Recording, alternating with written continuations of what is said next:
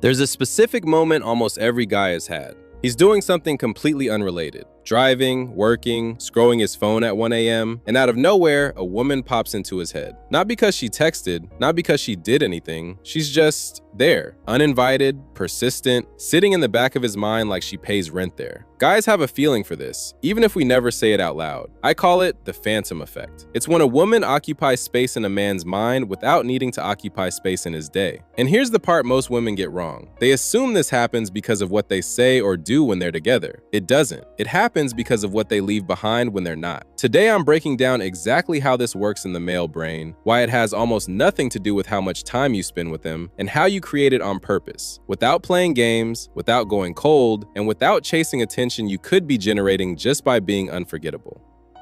Why most women are forgettable, by accident, not by flaw.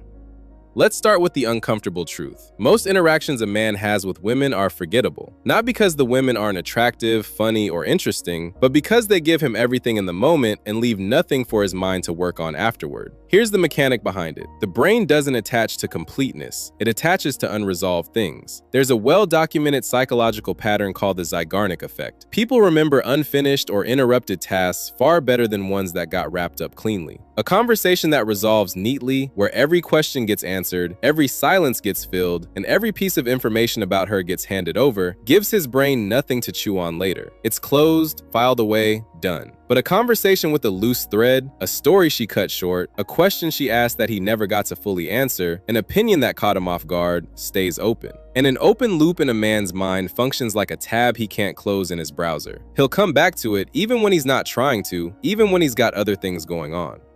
Here's the part that trips women up. They're often taught that being easy to talk to is the goal. Agreeable, smooth, zero friction, always available emotionally. That's not wrong advice exactly, but it's incomplete advice. Easy to talk to makes you pleasant to be around. It does not make you unforgettable. Unforgettable requires a small amount of mystery. Not manufactured, not performative, just the natural byproduct of not handing over your entire self in one sitting. Mystery isn't a trick you apply, it's simply what's left when you don't overexplain yourself. Section 2. The 3 triggers that create the phantom effect. There are 3 specific triggers that plant a woman in a man's head on repeat. I want to break down each one individually because they work differently. Trigger 1. The unanswered question. Every man has a low-grade, built-in need to resolve things. It's part of how the male brain is wired for problem solving. When a woman says something that doesn't fully add up, a comment that hints at a bigger story she didn't finish, a reaction that seems slightly different from what he expected, his brain flags it as unresolved. He'll replay the moment later, not because he's obsessing over her, but because his brain is quietly trying to solve it, the same way it would circle back to an unsolved puzzle. You don't need to be cryptic or withhold basic facts about yourself to do this. You simply don't need to explain everything about who you are in one conversation. Let some things stay implied. Trigger 2. The contrast moment. Men remember contrast far more than they remember consistency. If a woman is warm and engaged the entire interaction, that's pleasant, but it's flat, and flat things don't stick. If she's warm, pulls back slightly, then re-engages, that fluctuation creates what I'd call a memory anchor. It's the same reason a song's quiet verse makes the chorus land harder, or why a movie's slow scene makes the next twist hit you. This isn't about being cold, distant, or intentionally hot and cold in a manipulative way. That reads as unstable, not intriguing. It's about not performing constant, uniform enthusiasm for the entire time you're with someone. Real, natural contrast, genuine highs and genuine lows, is what makes an interaction feel alive instead of rehearsed. Trigger 3. The specific sensory detail. This one surprises most people. Men don't typically replay vague impressions like, "she was nice" or "she was fun." Vague impressions dissolve within a day. What sticks are specific sensory anchors. A particular laugh, an unusual phrase she used, the way she said one sentence in a lower voice, a scent that lingered on a jacket. These details get encoded almost like a picture, not a summary. If your goal is to live in his head rent-free, don't try to be universally impressive across the board. Be memorably specific in 1 or 2 moments instead. Put these 3 together: an open question, a moment of natural contrast, and one sharp sensory detail, and you've built something that a perfectly smooth, zero-friction date could never accomplish. An actual foothold in his memory that doesn't require you to be in front of him. The silent strategy. What happens after you leave the room? Here's where most mainstream dating advice gets it completely backwards. Women are told that constant presence, texting often, keeping conversation flowing, being reliably available is what keeps a man interested. In reality, presence without absence has no shape. You cannot miss something that never actually leaves.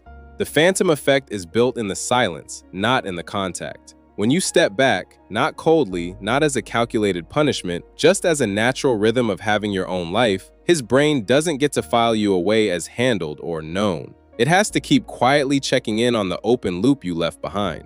This is exactly why a woman who responds a little later, who doesn't narrate her entire day to him play-by-play, who clearly has an existence he's not fully looped into, ends up living in his head more than one who's instantly and endlessly available.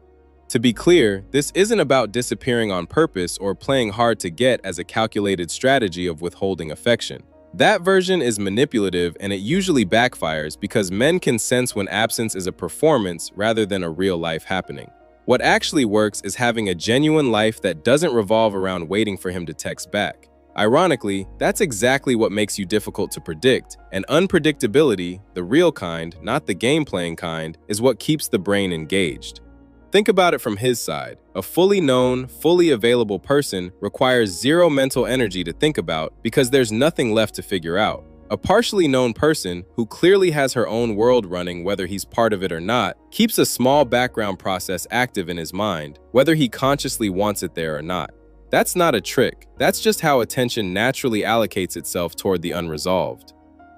Making it last, why the phantom effect fades and how to renew it. One thing worth being honest about, the phantom effect isn't a one-time switch you flip and then coast on forever. As two people get closer and more familiar, the natural mystery of early dating fades. That's normal and even healthy, since real intimacy requires actually being known. The mistake is assuming that once he knows you well, you have to reveal everything, all the time, to maintain closeness. You don't. Even in a comfortable relationship, you can keep small pockets of independence alive. Your own friendships, your own projects, your own moments you don't narrate in real time. This isn't about hiding things or maintaining artificial distance from someone you're building a life with. It's about not letting yourself become fully predictable simply because you're now secure. Renewing the effect over time just means continuing to be a full, layered person with a life of her own, not a project he's already finished solving. How to use this without playing games. I want to be clear about something important. Everything I've described is not manipulation. It's understanding attention and memory and refusing to over-explain, over-text, and over-perform your interest before he's actually earned the full picture of who you are. Practically, here's what this looks like. Let some questions about you stay open. You don't owe anyone your whole story in the first conversation. Don't match his response time reflexively. Respond when it's natural for you, not the second you see the message pop up. Say specific, memorable things instead of generic compliments or filler small talk. Keep living your actual life, friends, goals, hobbies, plans, instead of restructuring your day around his availability. None of this is about tricking a man into liking you. It's about refusing to erase your own mystery and independence just to make yourself easier to access.